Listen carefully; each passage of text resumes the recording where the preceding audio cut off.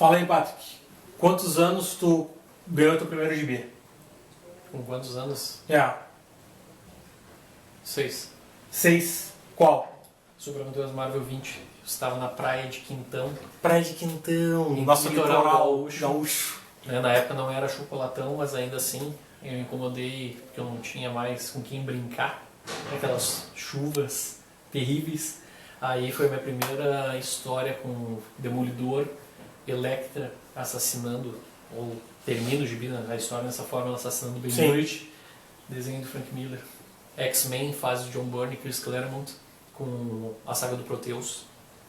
E a história do Doutor Estranho contra o Drácula. Sensacional. Tu tem hoje esse gibi? Tem os 3 originais americanos. Então tá aí. Bom, você já deve saber onde é que vocês estão, né? Aqui a gente coloca as nerdices em debate. Roda a vinheta.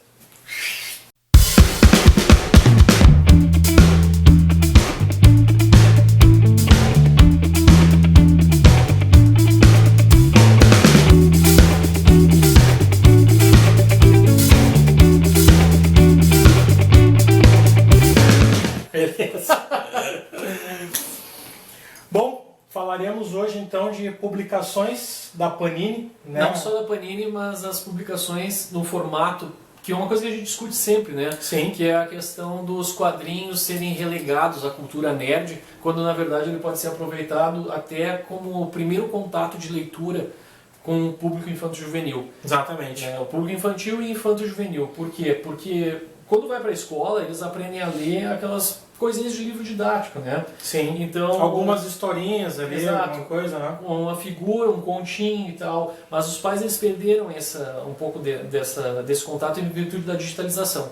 Mas assim, os histórias em quadrinhos ela tem um fator importante que não só estimula a ler, como também desenvolve a criatividade, tato e a questão artística. Questão artística traço. Por causa dos desenhos, Exato, traços, né? Exato. É o primeiro contato que tu tem. Se o cinema é a 7ª arte, eu costumo dizer que os histórias em quadrinhos são a 8ª. Sim. Porque ela reúne tudo. Ela reúne fotografia, reúne pintura, reúne o desenho, por assim dizer, entre outros, roteiro, a escrita, na questão da literatura.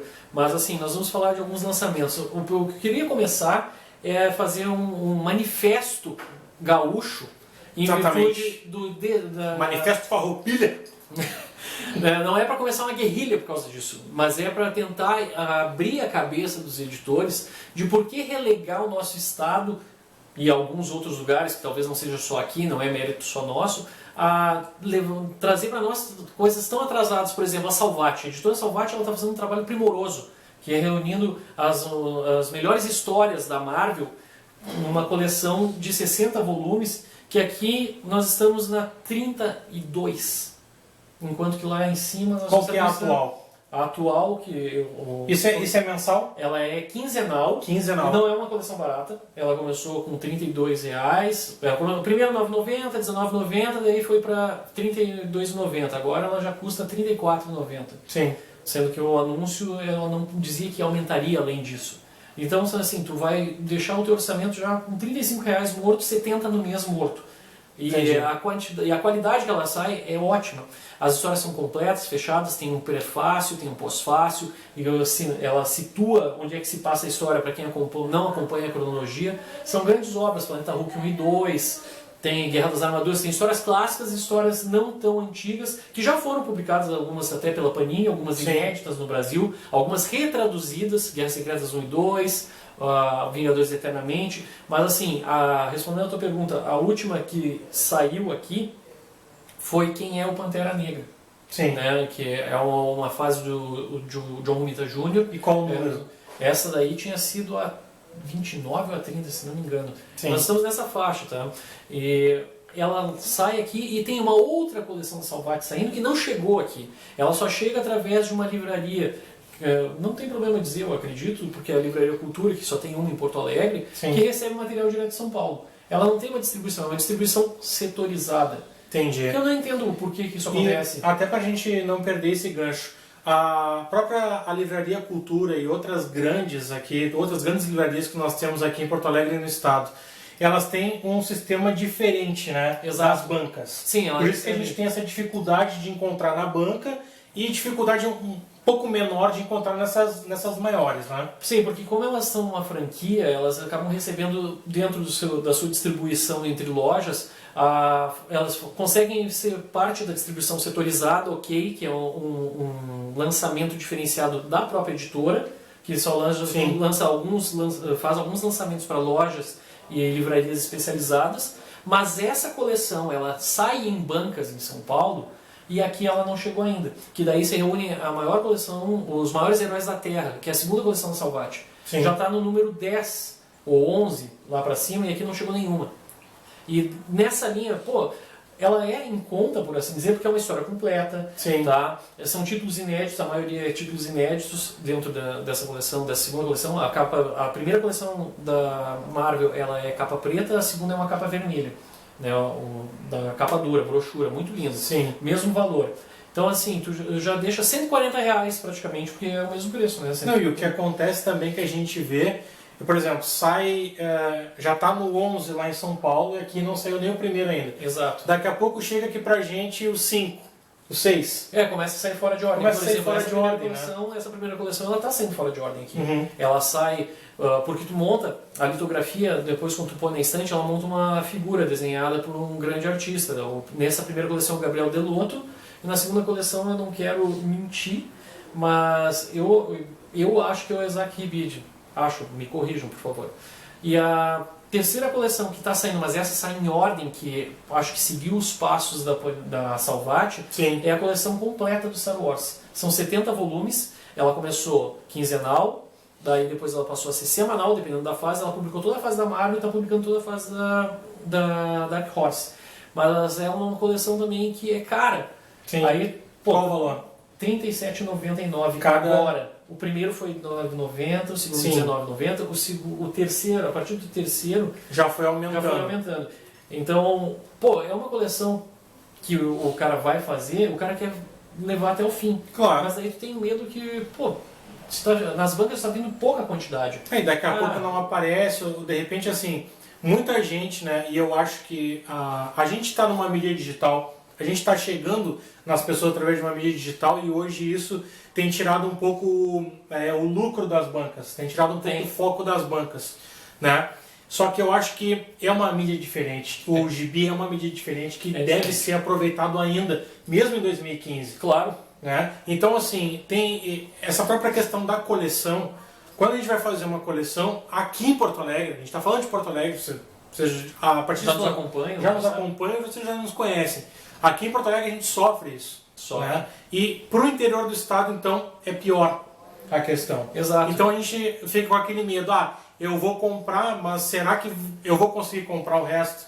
Porque daqui a pouco tu te programa naquele mês com um orçamento, tu tem que comprar 2, 3, né? Exato. Naquele mesmo mês com aquele orçamento que tu já estava contando. Nós estamos falando assim, no mercado do Brasil, desde que a Panini assumiu, nós acho que estamos vivendo a melhor fase em matéria de publicações no país, não só em matéria de delay comparado com o que era alguns anos atrás, na época da Abril, Ebal, Block, RGE, mas a qualidade em que estão sendo publicados. Exatamente. É bacana, assim, temos 2 lançamentos para mostrar para vocês, que a Panini ela está de parabéns por respeitar e está lançando em bancas esse tipo de material, os 952, ou seja, fazem quase 2 anos que os 952 chegaram no Brasil, talvez um pouquinho mais, e automaticamente já saiu as primeiras 6 histórias de cada um dos títulos novos. Aquaman com destaque principal, Ivan Reis, que é brasileiro, está desenhando o terceiro título, na verdade, dentro da DC Comics, junto com o Geoff Johns, e fez muito sucesso. O Aquaman, que era um personagem relegado, hoje vai fazer parte do universo cinematográfico da DC, e o Flash, que também teve um ostracismo, mas ele teve uma popularidade pequena, mas com o retorno de Barry Allen, com a importância que deu origem aos 952, através do Flashpoint, ele ganhou uma notoriedade justamente com o lançamento também do seriado. Então esses 2 lançamentos que a Panini trouxe para nós, e que continua trazendo com outros títulos, não é só esse mês de julho vai nos trazer aqui em Porto Alegre, vai ser o do Super-Homem, né, enfrentando o Doomsday no universo 952, também encadernado, preços acessíveis, 22, 23, 24,90, isso aí, no formato livro, acabamento de luxo. Esse aqui, o Flash edição 1, saiu por apenas R$ 29,90. Exato. Esse aqui é do Flash. E o Aquaman saiu por R$ 25,90. Pelo acabamento. Acho que esses encadernados, só desculpa te cortar, mas desses encadernados aqui, o mais caro que a gente consegue aqui, né, nas bancas, o mais caro é R$ 34,90. Sim, aí não são necessariamente os da Panini, são esses das outras duas editoras que eu mencionei. Aproveitando o gancho da DC, já que estamos falando de DC, a Eagle Moss, que vai ser pauta de um outro vídeo referente às miniaturas, ela também lançou uma coleção, mas parece que ela lançou no interior de São Paulo, no interior de Minas e no interior do Rio de Janeiro, uma coleção das melhores histórias da DC Comics. Isso não chegou pra cá. Gente, pelo amor de Deus. Pô, isso é acabar com o coração do colecionador. Sim. Coisas assim, ó, primorosas que poderiam sair e atingir uma gama muito maior. Não, e tem saída. Tem saída. Tem saída. Claro que as estatísticas, né? Eu não sou empresário, não sou gerente, diretor das editoras para pegar e dizer se está dando lucro ou não, mas existe público, gente. Existe público. Quanto mais livro vocês tiverem nas ruas, mais vocês vão vender. Não é porque o mercado literário está em decadência que os gibis têm que entrar nessa vibe. Então, antes de nós perdermos para as mídias digitais, perder para os tablets, perder para as bibliotecas virtuais, isso que é uma coisa legalizada. Sim. Pô, vamos olhar para os outros estados aí, vamos olhar para o sul, vamos olhar para os caras do Nerdice aqui, vamos, pô, esses caras, né, a gente trabalha e consome. Eu acho que também e também assim, ó, também nem essa questão de brigar um com o outro, né? Pelo contrário. A física com a digital. Eu acho que as duas podem coexistir. Podem coexistir. Então, assim, até pela questão que no tablet, no computador, a minha visão, a nossa visão aqui do Nerdices é que é sempre a mesma imagem, né? Sim. A arte pode mudar e ela vai mudar a partir de... Temos aqui o Ivan Reis, que é competentíssimo. Achei essa capa aqui do Aquaman animal essa capa. Só que o computador não te dá aquela... a interação, a interatividade com o gibi. Exato, o computador sempre que tu vai ler, independente do que for, o livro ele é tranquilo porque é só o texto e tu vai passando página. Ali não, pegar o papel, tu abrir, olhar a arte, valorizar o trabalho do cara, porque o cara ele faz uma página daquelas, ele não demora 20 minutos, 5 minutos. Não. O cara demora horas. O trabalho do cara é primoroso. Eu não sei fazer pauzinho, eu não sei desenhar pauzinho. Desenho de pauzinho. Né? Sim. Pô, vai fazer um psicotécnico lá pra ficar uma linha reta. Pô, olha o que os caras fazem. Entendeu? Então existe todo um trabalho. A gente quer valorizar mais isso aí. Então, assim, por favor, editoras, olhem para a distribuição, falem com seus editores, seus gerentes, olhem para o Rio Grande do Sul, Santa Catarina, Paraná, Nordeste, Norte. A receita pode estar curta, mas a gente não deixa de comprar. Exatamente. E a gente, para finalizar, queria agradecer o nosso visualizador lá, acho que um dos...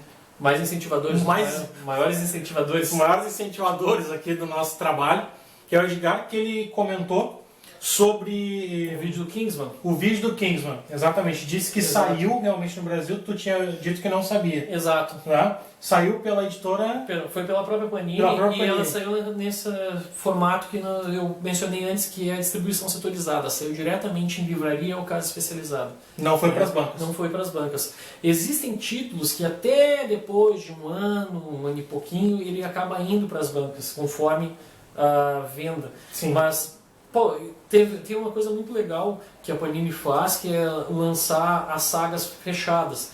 Mas, pô, então lança também um formato de repente mais baratinho para lançar nas bancas se o público. Exatamente. Se o público de livraria é um e se o público é outro. Tira uma tiragem. Faz uma tiragem. Em vez de lançar a capa dura, que nem lança bonitão lá, pra, né, de R$59, que nem tem o lançamento do Bendis e do Alex Maliv, da fase Demolidor Desmascarado, que saiu agora só para lojas especializadas, então lança ali um formatinho, né, cartonado, né, o papelzinho mais... a gente tem até um exemplo aqui, eu tenho um exemplo aqui, ó, desse outro aqui, que não é o encadernado. Sim, que é o mensal. É o mensal. que sai.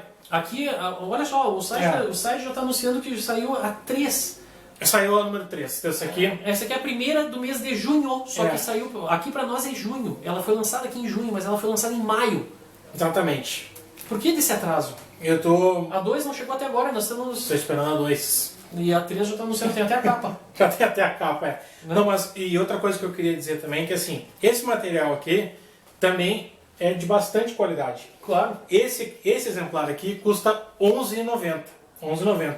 Então, só para vocês terem uma ideia que esse encadernado aqui vale muito a pena. Sim. Vale muito a pena. Capa dura por R$25,90. Cada um custa 11. Aqui nós temos 6. 6 desses estão aqui por apenas R$25,90. Então, quer dizer, é feito um esforço tanto de preço quanto de qualidade pela Panini, pela própria Devir também, a Salvat. Né? Todas as editoras que trabalham com quadrinhos, e isso nós não vamos entrar nem no mérito do mangá. Então pode ser que a gente esteja direcionando esse manifesto não para as editoras. Não é exatamente para as editoras. Não é exatamente para as editoras, mas para quem faz aí o estudo de mercado, planejamento de vendas, transporte. Exato, então nos ajudem a aumentar o público, porque faltam leitores dentro do mercado. As crianças hoje elas estão muito digitais. A prova está que as crianças hoje elas mexem no tablet e os adultos ficam brincando no livro de colorir.